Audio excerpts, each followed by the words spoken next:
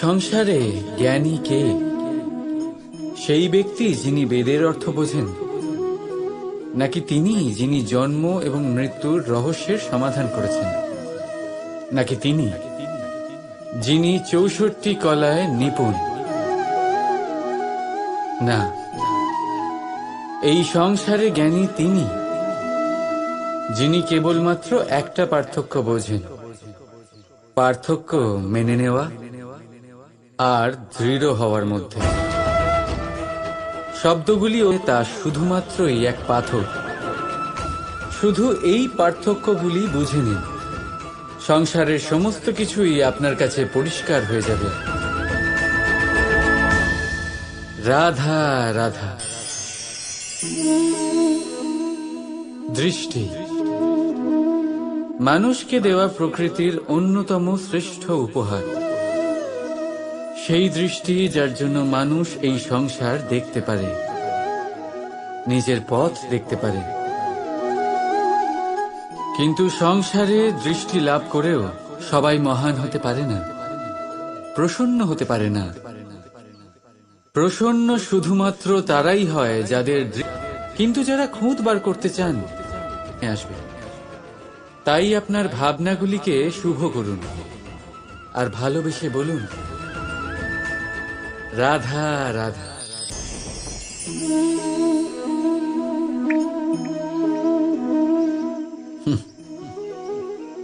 আকাশ থেকে ঝরে পড়া বৃষ্টির ফোঁটা বড়ই শীতল, মিষ্টি আর পবিত্র হয়, কিন্তু সবার ভাগ্য ভিন্ন ভিন্ন হয়। এবারে দেখুন, যদি কোনো ফোঁটা কলা পাতায় পড়ে তা শিশির হয়ে থেকে যায়। প্রকৃতির সৌন্দর্য বাড়ায়, প্রাণীদের তৃষ্ণা মেটায়। যদি কোনো ফোঁটা ঝিনুকে পড়ে তা মুক্ত হয়ে যায়, আর যদি কোনো ফোঁটা সাপের মুখে পড়ে তাহলে তা বিষ হয়ে যায়। এখানে সবার উৎপত্তি একই, কিন্তু গুণ ভিন্ন ভিন্ন হয়। কেন? কি কারণ এটা? কারণ হলো সংস্পর্শ। সংস্পর্শ বড়ই প্রভাবশালী হয়। চাইলে সে আপনার উত্তরণ ঘটাতে পারে, আবার চাইলে আপনার পতনও ঘটাতে পারে।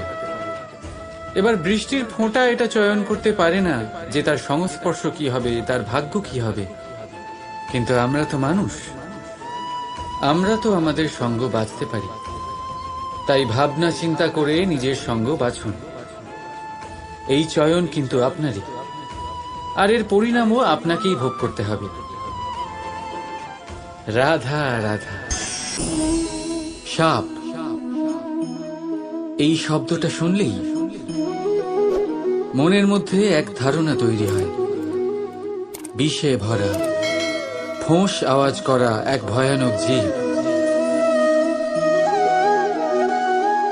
যদি এই সাপ কারোর বাড়িতে ঢুকে পড়ে, কোলাহল সৃষ্টি হয়ে যায়। লোকে সুরক্ষিত স্থান খুঁজতে থাকে, ভিড় জমা হয়ে যায় সেই সাপের প্রাণ নেওয়ার জন্য। কিন্তু যদি এই সাপ কোনো মন্দিরে দেখতে পাওয়া যায়, তাহলে কি হবে? তফাতের কারণ হলো সংস্পর্শ আর স্থান। যখন সেই সাপ শিবের সংস্পর্শে ছিল, মন্দিরের পবিত্র আবহাওয়াতে ছিল, তখন সে দেবতুল্য হয়ে উঠেছিল। নয়তো সে আমাদের কাছে শত্রুই ছিল, তাই না? তাই নিজের জীবনে সংস্পর্শ আর স্থানের চয়ন খুব ভেবেচিন্তে করুন। কারণ এই সংসার আপনার ব্যক্তিত্বের আন্দাজ আপনার সংস্পর্শ থেকেই করবে। আর হ্যাঁ, এখানে বিষয় ধনী বা গরিবের নয়। এখানে বিষয় হলো সংস্কারী আর সদাচারীর সঙ্গে। সদাচারীর সঙ্গ সবসময় সম্মানের কারণ হয়। রাধা রাধা। আসতে চলেছে দোল উৎসব। দোল অর্থাৎ রং, দোল অর্থাৎ প্রেম, দোল অর্থাৎ রাধা কৃষ্ণ। কখনো ভেবেছেন কেন এই দোল উৎসব রাধা কৃষ্ণের সাথে জড়িত? উত্তর সহজ। রাধা আর কৃষ্ণ পৃথিবীতে এসেছে প্রেম শেখাতে, আর পৃথিবী তৈরি হয়েছে পঞ্চরঙের পঞ্চ পদার্থ দিয়ে: ভূমি, বায়ু, অগ্নি, জল আর আকাশ। দোলের এই উৎসব না শুধুমাত্র রাধা আর কৃষ্ণের প্রেমের প্রতীক, বরং পৃথিবীতে এই পঞ্চ পদার্থের মিলনেরও প্রতীক। সেই পদার্থ যা না কেবল এই পৃথিবী তৈরি করে, বরং সেই মানুষদেরও সৃজন করে যারা এই পৃথিবীতে বাস করেন। আর যখন মানুষ একে অপরকে দোলের রঙে রাঙিয়ে দেয়, তখন কাউকে আলাদা দেখতে লাগে না, সবাইকে একরকম লাগে। কারোর মুখ দেখা যায় না, যদি কিছু দেখা যায় তা শুধু এই রং, প্রেমের রং, উল্লাসের রং, পৃথিবীর নির্মাণকারী পঞ্চ পদার্থের রং। তাই বয়ে যান এই রঙের নদীতে আর গড়ে তুলুন এই সম্পর্ক এক নতুন উদ্যমে। শুভ দোলযাত্রা। আর হ্যাঁ, ভালোবেসে বলুন রাধা রাধা। এই ফল দেখতে পাচ্ছেন আপনি? সবাই জানে এই ফলের থেকে বেরোনো বীজ একটা নতুন বৃক্ষকে জন্ম দেবে, যে নতুন বৃক্ষ আবার এমন এক ফলের জন্ম দেবে। কিন্তু আপনি কি কখনো ভেবে দেখেছেন ফল আর বীজের সম্পর্ক এতই গভীর, অথচ বৃক্ষের মূল আর বৃক্ষের শাখার মধ্যে এত দূরত্ব কেন? কারণ দূরত্ব অতি আবশ্যক। যদি আপনি কাউকে নিজের কাছে চিরকালের জন্য রাখতে চান, তখন তাদের থেকে দূরত্ব কিছু সময় দরকারি। এই দূরত্বই হলো সেই কারণ যার জন্য আপনি আপনার সঙ্গীর মাহাত্ম্য বুঝতে পারেন। এই দূরত্বের জন্যই আপনি আরো প্রেরণা পান যাতে তাদের সাথে আবার দেখা হয়। আর সেই জন্য মনে রাখবেন, দূরত্ব কখনোই খারাপ নয়। ফলের থেকে বীজের এই দূরত্বই নতুন ফল হওয়ার কারণ হয়ে দাঁড়ায়। প্রেমের আসল পরীক্ষা হয় এই দূরত্ব দিয়েই। তাই দূরত্বের সাথেও প্রেম করুন আর ভালোবেসে বলুন রাধা রাধা। আমার সামনে রয়েছে গরুর দুধ, যা 2 দিন পর্যন্ত ভালো থাকে। যদি এই দুধ গরম করে জমানো হয়, তাহলে তৈরি হয় দই, যা 3-4 দিন অবধি ভালো থাকে। যদি এই দইকে মন্থন করেন, তৈরি হবে মাখন, যা অনেক সপ্তাহ ভালো থাকে। আর যদি এই মাখন ফোটানো হয়, তাহলে তৈরি হয় ঘি, যা বহু বছর ভালো থাকে। মানেটা বুঝলেন? তাপ আর মন্থন। জীবনে যত পরীক্ষায় উত্তীর্ণ হতে পারবেন, যত কষ্টের তাপ সহ্য করতে পারবেন, যত মন্থনের বাধা পেরোতে পারবেন, ততই যশ, শক্তি আর সামর্থ্য বাড়তে থাকবে। তাই কর্ম করুন, কঠিন বাধার সম্মুখীন হন, আর মন্থন করে মন শুদ্ধ রাখুন। মন প্রসন্ন হয়ে বলবে রাধা রাধা। রাধার সাথে যখন আমি ফুলের দোল খেলেছিলাম, তখন সেই অনুভূতি অন্যরকম ছিল। পুষ্প মানে ফুল, তাদের উপরে বর্ষানো হয় যারা বিজয়ী হয়ে ফেরেন, যাদের পদক্ষেপ শুভ হয়, যারা পবিত্র হন। এবার যে প্রেমিক নিজের প্রেমিকার হৃদয় হরণ করে নেয়, তার থেকে বেশি শক্তিশালী কে? যে নিজের আগমন দ্বারা আমাদের জীবন ধারা পাল্টে দেয়, তার থেকে বেশি শুভ কে? আর যে এসে আমাদের মনের কষ্ট লাঘব করে তাতে প্রেমের রং ভরে দেয়, তার থেকে বেশি পবিত্র কে? তাই সেই প্রত্যেক ব্যক্তি যিনি আপনার কাছে প্রিয়, যাদের আপনি ভালোবাসেন, তা তিনি আপনার মা হন, বাবা হন, বন্ধু হন, ভাই বোন হন, গুরু হন, তাদের উপরে পুষ্প বর্ষালে না শুধুমাত্র আপনার মান বাড়ে, বরং তাদের মনও আনন্দে ভরে যায়। কারণ রঙের সাথে যখন সুগন্ধ মিশে যায়, তখন আনন্দ দ্বিগুণ নয়, শতগুণ বেড়ে যায়। রাধা রাধা। কস্তুরী তাকে ধারণ করে যে হরিণ তার নাভিতে থাকে, কিন্তু সেই হরিণ ওই কস্তুরীর সুগন্ধ নিয়ে তা পাওয়ার জন্য এদিক ওদিক ছুটে বেড়াতে থাকে। সেই হরিণ এই কস্তুরী অবশ্যই পেতে পারে যদি সে নিজের ভেতরে উঁকি মেরে দেখে। এবারে দেখুন, সুর বাঁশির মধ্যেই থাকে, শুধু প্রয়োজন তাকে খুঁজে বার করার চেষ্টা, অবিরাম চেষ্টা।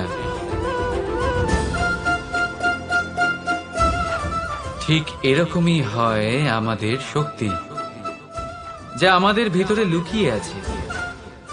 ভাবুন, যখন পরমাত্মা আমাদের ভেতরেই আছেন, তখন তাকে আমরা বাইরে খুঁজব কেন? আমরা নিজেদের অন্তরে তখনই দেখি যখন অপরের থেকে সাহায্যের সমস্ত আশাই শেষ হয়ে যায়। তাই জীবনে কেউ সাহায্য করবে এই আশা করে বসে থাকবেন না, নিজেই নিজেকে সাহায্য করুন। রণক্ষেত্রে আপনি ভালো সারথি পেতেই পারেন, কিন্তু জীবনের এই যাত্রাপথে আপনাকেই নিজের সারথি হতে হবে। রাধা রাধা। বাবা বলেন যে কখনো কাদা দিয়ে বা মাটি দিয়ে দোল খেলো না। ঠিকই বলেন, কিন্তু তাও আমি রাধার মুখে কাদা মাখিয়ে দিলাম। এর কারণ কি? ওকে বিরক্ত করা? কারণ হলো ওকে একটা বার্তা দেওয়া। এবারে দেখুন, যেভাবে সমস্ত কাদা ধুয়ে ফেলবেন আর আনন্দের সাথে খেলবেন এই প্রেমের দোল। তাই আমার সাথে বলুন, রাধা রাধা। আমার দাদা আমাকে অনেকবার বলেছেন, কানাই তুমি তো স্বয়ং নারায়ণ, তুমি এক তুড়িতেই সবকিছুর এমনি ঠিক করে দাও না কেন? এবার দাদাকে কি করে বোঝাবো? আচ্ছা, আপনি নিজেই ভেবে দেখুন, সিংহকে জঙ্গলের রাজা বলা হয়, কিন্তু সিংহ শুধুমাত্র তার ইচ্ছে প্রকাশ করলেই কোনো হরিণ কি নিজেই হেঁটে তার কাছে আসবে? নিজেই কি রাজি হয়ে যাবে তার আহার হওয়ার জন্য? না, কখনোই না। যে কোনো কাজকে সফল করে তোলার জন্য আপনাকে চেষ্টা করতে হবে, পরিশ্রম করতে হবে, যাতে সেই কাজ ভালোভাবে সম্পন্ন হয়। শুধু ইচ্ছে দিয়েই কোনো কার্যসিদ্ধি হবে না। ইচ্ছে থেকে স্বপ্ন তৈরি হয়, তবে সেইগুলো সফল করতে গেলেও আপনাকে পরিশ্রম তো করতেই হবে।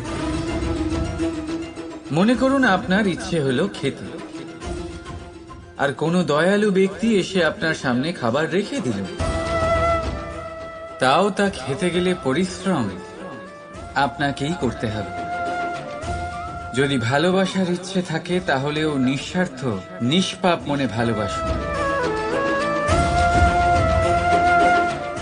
দেখুন, আপনি স্বপ্নে অবশ্যই উঠতে পারেন, কিন্তু এই পৃথিবীতেই আপনাকে বেঁচে থাকতে হবে। আর যদি এই ধরিত্রীতে আপনি এগিয়ে যেতে চান, তাহলে এই ভূমিকে পা দিয়ে আপনাকে পেছনে ঠেলতেই হবে। রাধা রাধা। জীবনে আমাদের অনেকের সাথে দেখা হয়, অনেকের সাথে বাক্যালাপ হয়। বহু মানুষকে প্রসন্ন বলে মনে হয়, আবার বহু মানুষকে চিন্তিত বলে মনে হয়। কিন্তু আপনি যদি এটা বোঝার চেষ্টা করেন যে কে বেশি প্রসন্ন থাকে আবার কে বেশি চিন্তিত থাকে, তাহলে আপনি এটা লক্ষ্য করবেন যে বৃদ্ধ আর যুবক বেশিরভাগ সময় চিন্তিত থাকেন। অন্যদিকে তাহলে ভুলে যান গতকাল আর আগামীকালের চিন্তা, বর্তমানে আনন্দ করুন। কারণ এই বর্তমান আপনার ভবিষ্যৎ উজ্জ্বল করতে পারে, আবার এই বর্তমান আগামী সময়ে আপনার সেই বিগত কাল হবে যার কথা ভেবে আপনার গর্ব হবে। রাধা রাধা। ব্রজের লাঠি খেলা দোল অত্যন্ত জনপ্রিয়, শুধু এই কারণে নয় যে এটা আমার আর রাধার গোলকে অপূর্ণ থাকা কাহিনীর একটা অংশ, বরং এই কারণেই যে এর মধ্যে প্রেম, সাহস আর বীরত্বের ভাব আছে। দেখুন, গোপীরা গোয়ালাদের সাথে দোল কিছুতেই খেলতে চায় না, আর অন্যদিকে গোয়ালারা প্রতিজ্ঞা করেছে যে দোলের এই উৎসব আমরা আমাদের প্রেমের সাথেই পালন করব, নয়তো কোথাও যাব না আমরা। বাধা, প্রতিটা তিরস্কারের উপরে বিজয়ী হতে গেলে তা শুধুমাত্র সম্ভব হবে অটুট ইচ্ছে দিয়ে আর অনন্ত ভালোবাসার সাহায্যে। তাই আসুন আমার সাথে বলুন, রাধা রাধা। জীবনে এমন অনেক মানুষ আপনি দেখে থাকবেন যারা শুধু অভিযোগ নিয়ে বসে থাকেন যে জীবনে তাই হয়ে চলেছে যা এতদিন হয়ে আসছিল। শুধুমাত্র দুবেলার অন্ন সংস্থান হচ্ছে, ব্যাস। আমাদের জীবন আমাদের তাই দিয়ে চলেছে যা এতদিন দিয়ে এসেছে। চিন্তিত থাকেন যে তাদের রোজগার বৃদ্ধি পাচ্ছে না কেন, চিন্তিত থাকেন যে তাদের সমৃদ্ধি বৃদ্ধি পাচ্ছে না কেন। আর যখন এমন হয় না, তখন দোষ দেন নিজের ভাগ্যকে বা অন্য কোনো ব্যক্তিকে দায়ী করেন। আপনি কিছু মুহূর্ত নিজের সাথে কাটান, নিজের সাথে কথা বলুন, একটু বিচার বিবেচনা করুন। আপনি বুঝতে পারবেন আপনি আজ সেটুকুই পাচ্ছেন যা আপনি এতদিন পেয়ে এসেছেন, কারণ আপনি তাই করছেন যা এতদিন ধরে করে এসেছেন। বিশেষ কিছু নয়, নতুন কিছু নয়। জীবনে যদি বিশেষ কিছু পেতে হয় তবে তার জন্য বিশেষ পরিশ্রম করতে হবে। কঠিন পরীক্ষে যা চাইবেন তা আপনি অবশ্যই পাবেন। তাই ভালোবেসে বলুন, রাধা রাধা। বিরোধিতা এমন এক শব্দ যা শুনে আমরা সবাই ভয় পেতে থাকি। যদি কেউ আমাদের বিরোধিতা করে তা আমাদের সহ্য হয় না। আমরাও কারোর বিরোধিতা করে কোনো শত্রুতা করতে চাই না। এই ধরনের ভাবনা আমাদের মনে আসতেই থাকে। কিন্তু বিরোধিতা, এই শব্দ আপনার শান্তির জন্য, আপনার সুখের জন্য কতটা গুরুত্বপূর্ণ তা আপনারা জানেন না। তাই যদি কাল এসে কেউ আপনার বিরোধিতা করে, তখন সবার আগে নিজেকে যাচাই করুন। আপনি কি ভুল করেছেন? আপনার দোষ কি? নিজের মধ্যে কি ত্রুটি আছে সেটা বোঝার চেষ্টা করুন, নিজেকে সংশোধন করার চেষ্টা করুন। তারপর দেখুন, বিরোধিতার এই আগুন আপনাকে স্বর্ণ থেকে কুন্দন বানিয়ে তুলবে। বলা হয় এই সংসারে খারাপ বেড়েই চলেছে, কিন্তু তার কারণ এ নয় যে খারাপ মানুষ বেড়ে চলেছে। তার কারণ হলো যে ভালো মানুষ, যাদের ভালো চিন্তা, ভালো বিচারধারা আছে, তারা খারাপের বিরোধিতা করতে পারেন।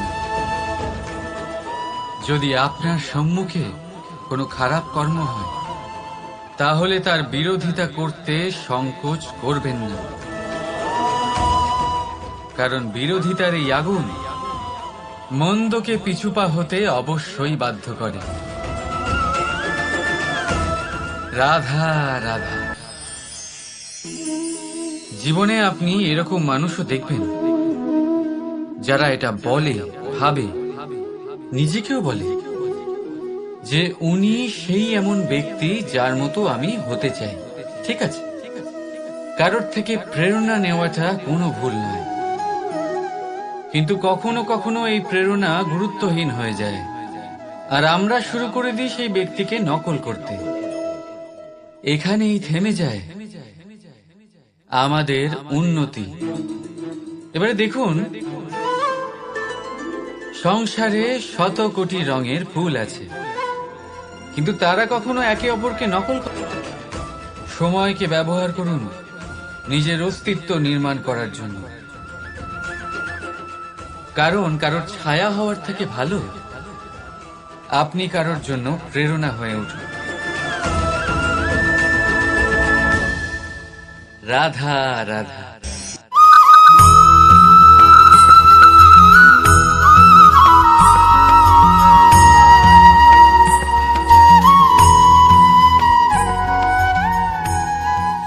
এই সংসারের সবথেকে বড় সত্যি হলো জন্ম এবং মৃত্যু, কিন্তু আরো বড় একটা সত্য আছে, মিত্র এবং শত্রু, যা আমাদের সকলের জীবনে থাকে।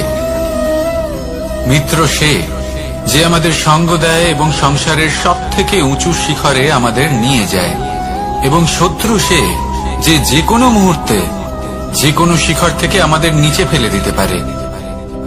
এবার বিচিত্র ব্যাপার হলো এটাই যে আমরা নিজেরাই এদের সাথে নিয়ে চলি, নিজেরাই এদের পালন করি। তা কি করে? প্রথমে বুঝুন এই মিত্র এবং শত্রু কারা। আপনার নিজের মন, আর কেউ নয়। এই মনই হলো মিত্র যখন তাতে ভারসাম্য বজায় থাকে, তা নিয়ন্ত্রিত থাকে, তা পবিত্র হয়। কিন্তু যদি এই মন অনিয়ন্ত্রিত হয়ে পড়ে, যদি আপনাকে সে নিয়ন্ত্রণ করতে শুরু করে, তখন সেই আপনার সবথেকে বড় শত্রু হয়। সেই জন্য এই মনের ওপর নিয়ন্ত্রণ রাখতে শিখুন, এতে ভারসাম্য বজায় রাখতে শিখুন। তাহলে আপনি এমন এক বন্ধুকে পাবেন যে আপনাকে এই সংসারের শিখরে পৌঁছে দেবে। আসুন আমার সাথে ভালোবেসে বলুন, রাধা রাধা। ঈশ্বর আসলে কে? সংসারের বেশিরভাগ মানুষের কাছে ঈশ্বর হলেন এই সংসারের রচয়িতা, পালনকর্তা। কারোর কাছে উনি জ্ঞাতা, কারোর কাছে উনি হলেন আস্থার প্রতীক, আবার কারোর জন্য শুধুমাত্র অন্ধ বিশ্বাস। কিন্তু এই ঈশ্বর কি কোনো শরীর, নাকি একটা বোধ, নাকি শুধুই শ্রদ্ধা? ঈশ্বর হলেন তিনি যিনি হলেন আপনার ইষ্ট। সেই জন্যই তো গুরু, মাতা, পিতা এনাদেরও ঈশ্বরই বলা হয়েছে। যাদেরকে আমরা ঈশ্বর বলে মনে করি, যারা আমাদের ইষ্ট, তারা আমাদের একটি পথ দেখান, একটি দিকে চালিত করেন। সেই পথে চলে আপনি শুভ কর্ম করতে পারেন। আর যখন কোনো ব্যক্তি তার ঈশ্বরের আদেশ পালন করেন, তখন সে নিজে থেকেই শুভ পথে অগ্রসর হয়ে যান। বেশ কয়েকজন মানুষ ঈশ্বরের উপর আস্থা রাখেন এবং ভাবেন যে অনুচিত কোনো কাজ করা উচিত নয়, ঈশ্বর দেখছেন। ওনারা ভয় পান যে কোনো অনুচিত কর্ম করলে কে জানে তার পরিণাম কি হবে। এমন অনেক ব্যক্তি রয়েছেন যারা ঈশ্বরকে বিশ্বাস করেন এবং জানেন যে ঈশ্বর তাদেরকে দেখছেন, তাই যে যে শুভ কর্ম ওনারা করেছেন তার ফল তারা অবশ্যই পাবেন। এবার আপনি ভয় পেয়ে ঈশ্বরকে বিশ্বাস করবেন, নাকি বিশ্বাসের দ্বারা ঈশ্বরকে বিশ্বাস করবেন, সেই সিদ্ধান্ত আপনারই। কিন্তু হ্যাঁ, যদি আপনার মনে ঈশ্বরের জন্য কোনো স্থান থাকে, যদি আপনার কোনো ইষ্ট থাকেন, যদি আপনি কাউকে ঈশ্বর মনে করেন, যার প্রত্যেক আদেশ আপনি পালন করে থাকেন, তাহলে বলি ঈশ্বর কখনো আপনাকে অনুচিত পথে চালিত করবেন না। আসুন আমার সাথে ভালোবেসে বলুন, রাধা রাধা। এই সংসারে ভিন্ন ভিন্ন ধরনের গাছ আছে, অসংখ্য ধরনের প্রজাতি আছে। কিছু গাছ পাতা দিয়ে থাকে, কিছু ফুল, কিছু ফল।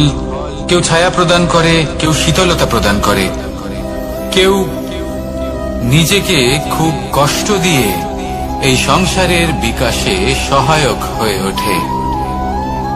কিন্তু এই সবার মধ্যে একটা বিষয় কিন্তু সমান, এরা প্রত্যেকেই পাতা ছাড়া, ফুল ছাড়া, ফল ছাড়া জীবিত থাকতেই পারে, কিন্তু কোনো বৃক্ষই শিকড় ছাড়া বেঁচে থাকতেই পারে না। এটাই হলো রাধা। ঠিক সেইভাবেই আমাদের জীবনে শক্তি হোক, ধন হোক বা সাফল্য হোক, আমাদের বা আমাদের পরিবারের প্রসন্নতাই হোক, এই সবকিছুর আধার হলো, সবকিছুর মূল হলো পরিশ্রম। তাই জীবনে চিরকাল পরিশ্রম করতে থাকুন। যদি আপনি জীবনে মহান হবার পথে অগ্রসর হতে চান, তাহলে পরিশ্রম করুন। এই পরিশ্রম দ্বারাই নিজের পরিবারকে প্রসন্ন করুন, নিজের বন্ধুদের প্রসন্ন করুন, এই সমাজকে গর্বিত করুন। আসুন আমার সাথে ভালোবেসে বলুন, রাধা রাধা। এই সংসারের সব থেকে বড় রোগ কোনটা? কেউ বলবে মানসিক রোগ, কেউ বলবে সেই রোগ যা সর্পদংশনের ফলে হয়ে থাকে। এই সংসারে ভিন্ন ভিন্ন ধরনের রোগ আছে এবং তার সাথে ভিন্ন ভিন্ন ধরনের যন্ত্রণাও রয়েছে। এমন একটা রোগ আছে যা চোখে দেখা যায় না, যা আপনার শরীরে কোনো দাগ রেখে যায় না, কিন্তু আপনার আত্মাকে পর্যন্ত ক্ষত বিক্ষত করে, অসুস্থ করে তোলে, বিনাশ করে দেয় আপনাকে এবং তার সাথে আপনার আত্মাকে। এই অসুখের নাম হলো লালসা। লালসা, যে কর্ম সাধন করেছেন তার থেকে বেশি ফল লাভ করার আশা। লালসা, যা আজ আছে তার থেকে অনেক বেশি লাভ করার ইচ্ছে। এই ইচ্ছে এই সংসারে সবার থেকে এগিয়ে থাকার আপনাকে প্রেরণা যোগাবে, কিন্তু তার জন্য আপনাকে অপরাধযোগ্য কাজ করতে উৎসাহিত করবে। আপনার বন্ধু, আপনার আত্মীয়, আপনার পরিবার, এই সবার থেকে আপনি কখন দূরে চলে যাবেন আপনি বুঝতেই পারবেন না। উচিত অনুচিত কোনটা, ধর্ম অধর্ম কোনটা, সব ভুলে যাবেন আপনি। সেই জন্য মনে রাখবেন, নিজের জীবনে যদি আপনি লালসার থেকে নিজেকে দূরে রাখতে পারেন, তাহলে এর অর্থ হলো যে আপনি এই সংসারের সব থেকে বড় অসুখের ওপর বিজয় লাভ করেছেন। আসুন আমার সাথে ভালোবেসে বলুন, রাধা রাধা। এই সাগর কত বিশাল আকার, কখনো শান্ত কখনো উত্তাল, কিন্তু এই সাগরকে এত মহান কে করে তুলল? জল। এবার এই জলের যাত্রা দেখুন, সেটা কতটা কঠিন। এই জল সাগরে থাকে, সূর্য ওকে এতটা উত্তপ্ত করে তোলে যে এই জল নিজের অস্তিত্ব হারিয়ে ফেলে এবং বাষ্পে পরিণত হয়ে হাওয়ায় মিলিয়ে যায়। তারপরে আকাশে যায় আর নিজের অস্তিত্ব আবার হারিয়ে ফেলে, মেঘে পরিণত হয়। তারপর এই মেঘ কোথাও গিয়ে কোনো পর্বতে ধাক্কা খায়, তারপর আবার এই জল নিজের অস্তিত্ব হারায়। তারপরে বর্ষার রূপ ধারণ করে তা বর্ষিত হয়, বা কোনো পর্বতের চূড়ায় তার শিখরে বরফের রূপ ধারণ করে। তারপরে এই বর্ষা মাটির দিকে নিজের যাত্রা শুরু করে। এবার মাটিতে ঝরে পড়া এই বর্ষা স্রোতের আকার ধারণ করে এবং আস্তে আস্তে বইতে থাকে। এই নদীর আকার ধারণ করে এবং নদী রূপে বইতে বইতে পাথরে ধাক্কা খায় বা কোনো পর্বতে ধাক্কা খায়, আর তারপর এই নদী এসে সাগরে সমাহিত হয়ে যায়। নদীর এই জল আবারও নিজের অস্তিত্ব হারিয়ে ফেলে, কিন্তু এইবার সেই জল নিজেই সাগরে পরিণত হয়। এটা আমাদের সকলের জন্য একটা শিক্ষা যে এই সংসারে জীবন এবং সময়ের হলো এক অনন্ত যাত্রা। এই সংসারে যা কিছু আছে তার সূত্রপাত কোথাও একটা হবেই। সেই জন্য মৃত্যু এবং সমাপ্তির চিন্তা ত্যাগ করে দিন, আর যে সূত্রপাত আপনি লাভ করছেন তার আনন্দ উপভোগ করুন। ভেবে দেখুন আপনি কিভাবে শ্রেষ্ঠ কর্ম করতে পারেন যাতে এই সংসার এবং এই সমাজ, এই দুইয়ের মঙ্গল সম্ভব। আসুন আমার সাথে ভালোবেসে বলুন, রাধা রাধা। মাকড়সার জাল দেখতে পাচ্ছেন? মাকড়সারা ভীষণ পরিশ্রম করে এটা তৈরি করে, নিজের শরীরের রস দিয়ে এই জাল বোনে। আপনি কি এটার উদ্দেশ্য জানেন? আসলে মাকড়সা এই জালে ছোট কীটপতঙ্গ ধরে তাদেরকে খাদ্যরূপে গ্রহণ করে। কিন্তু আপনি কি এই কথা জানেন যে একদিন মাকড়সা নিজেই নিজের জালে জড়িয়ে মৃত্যুবরণ করে থাকে? বলুন, কি করেন আপনি এই জাল দেখতে পেলে? দেখতে পেলেই মুছে ফেলেন এর অস্তিত্ব, তাই না? তেমনি অন্যদিকে পাখির বাসা, পাখিরাও ভীষণ পরিশ্রম করে এটা তৈরি করে। কিন্তু যদি পাখি একদিন এটা ছেড়ে চলে যায়, তাহলেও লোকে এটা নষ্ট করে দেয় না। কারণটা কি? এর কারণ হলো এর নির্মাণ জীবন সঞ্চারের জন্য করা হয়েছিল, নষ্ট করার জন্য নয়। তাই মনে রাখবেন, জীবনে আপনার পরিশ্রম যতই বেশি হোক না কেন, যদি আপনার লক্ষ্য শুভ না হয়, তাহলে আপনারও বিনাশ নিশ্চিত। তাই সৃজন করতেই থাকুন আর মুগ্ধ হয়ে বলুন, রাধা রাধা।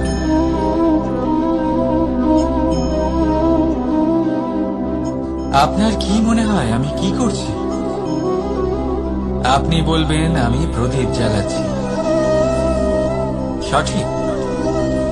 কিন্তু প্রশ্ন হচ্ছে যে আমি কি আপনাকে বলেছি যে একে প্রদীপ বলা হয়? না। এই প্রদীপ কি নিজেই নিজের পরিচয় আপনাকে দিয়েছে? না। তাহলে আপনি কি করে জানলেন যে একে প্রদীপ বলা হয়? উত্তর হচ্ছে, করবে যে লোকে আপনাকে প্রদীপ ভেবে ভালোবাসবে, নাকি সাপ ভেবে ভীত হয়ে থাকবে।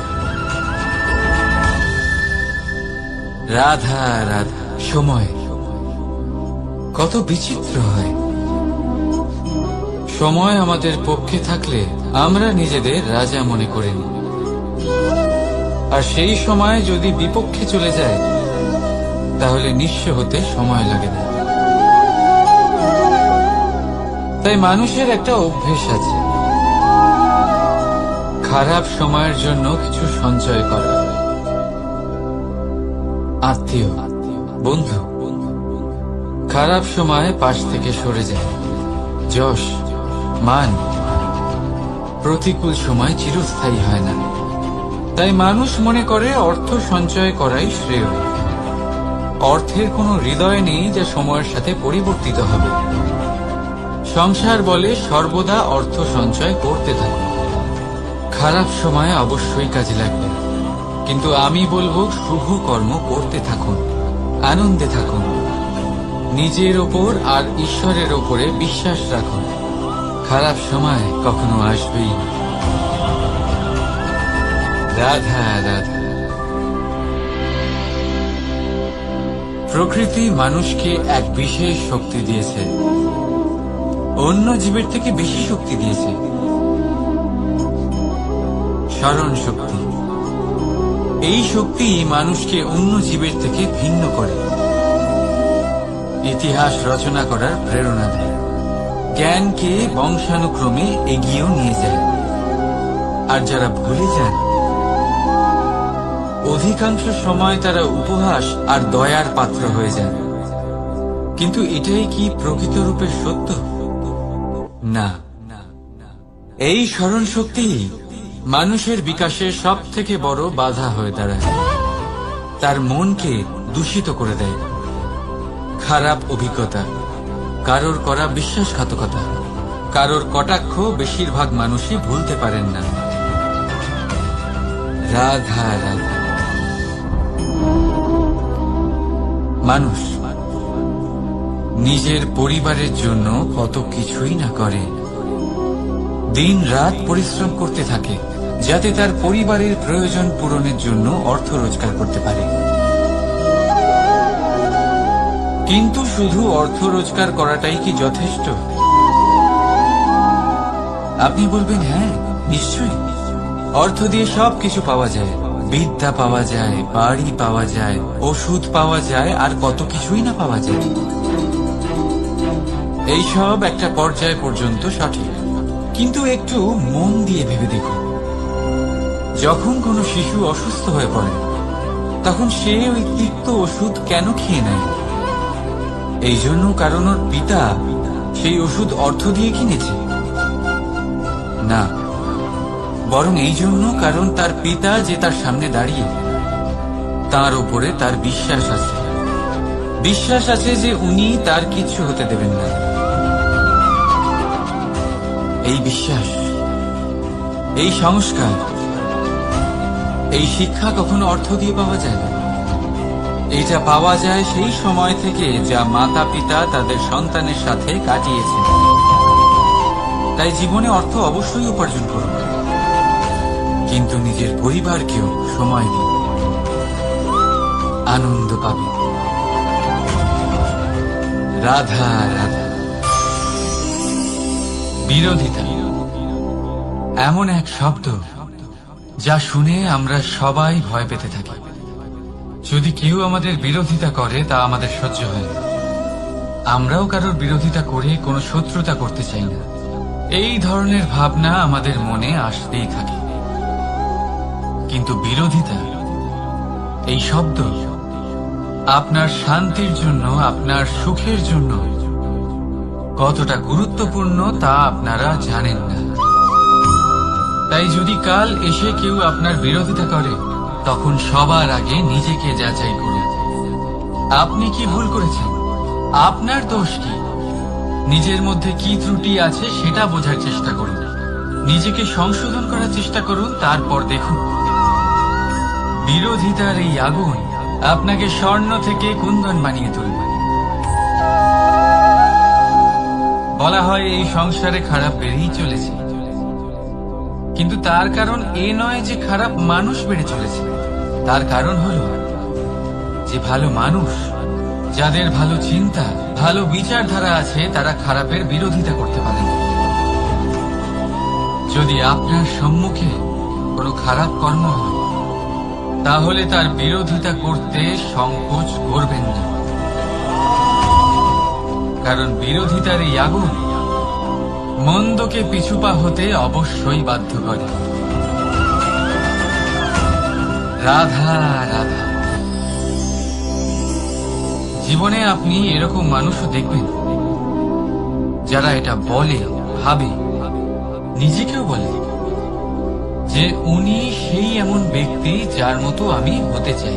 ঠিক আছে, কারোর থেকে প্রেরণা নেওয়াটা কোনো ভুল নয়, কিন্তু কখনো কখনো এই প্রেরণা গুরুত্বহীন হয়ে যায়, আর আমরা শুরু করে দিই সেই ব্যক্তিকে নকল করতে। এখানেই থেমে যায় আমাদের উন্নতি। এবারে দেখুন, সংসারে শত কোটি রঙের ফুল আছে, কিন্তু তারা কখনো একে অপরকে নকল করে না। সময়কে ব্যবহার করুন নিজের অস্তিত্ব নির্মাণ করার জন্য, কারণ কারোর ছায়া হওয়ার থেকে ভালো আপনি কারোর জন্য প্রেরণা হয়ে উঠুন। রাধা রাধা। আমরা সকলে পাথুরে রাস্তা এড়িয়ে চলি, কারণ এই পথের পাথর আমাদের যাত্রা আরো কঠিন করে তোলে, আমাদের পা আহত করে দেয়। কিন্তু একটা গুরুত্বপূর্ণ কথা আমরা ভুলেই যাই, এই কঠিন পথে না শুধু আমাদেরকে নিজেদের দুর্বলতার সাথে পরিচয় করায়, বরং আমাদের শক্ত হওয়ার প্রেরণাও দিতে থাকে। সময়ের সাথে ঠিক এমনটাই হতে থাকে। সবাই ভালো সময়ের অপেক্ষা করতে থাকে, ভালো সময়ের জন্য পরিশ্রম করেন, তার জন্যই চিন্তা করেন, কিন্তু ভুলে যান যে ভালো সময় বহুবার আমাদের বিবেক নষ্ট করে দেয়। সেখানেই খারাপ সময় আমাদের বুদ্ধিকে সঠিক পথে চালিত করে। রাধা রাধা। ঘোড়াকে যতই প্রশিক্ষণ প্রদান করুন, তার মুখে লাগাম তো পরাতেই হবে। একজন ভালো চালক সেই ঘোড়ার লাগাম মাঝে মাঝে টেনে ধরে, তাকে সঠিক পথে চালিত করতে, যাতে সেই ঘোড়া দিকভ্রান্ত না হয়। এবার একটু ভাবুন, ঠিক এরকমই হয় আমাদের মন। যদি এটা বিবেকের লাগাম দিয়ে মাঝে মাঝে আমরা টেনে না ধরি, তাহলে আমাদের এই মন দিকভ্রান্ত হতে পারে। আর যদি আপনি আপনার লক্ষ্যে পৌঁছতে চান, তখন মনের এই লাগাম মাঝে মাঝে আপনাকে অবশ্যই টেনে ধরতে হবে, কারণ বিবেকের এই পথ প্রদর্শনই আপনাকে ভালোভাবে আপনার লক্ষ্যে পৌঁছে দেবে। মনে রাখবেন আর আমার সাথে ভালোবেসে বলবেন, রাধা রাধা।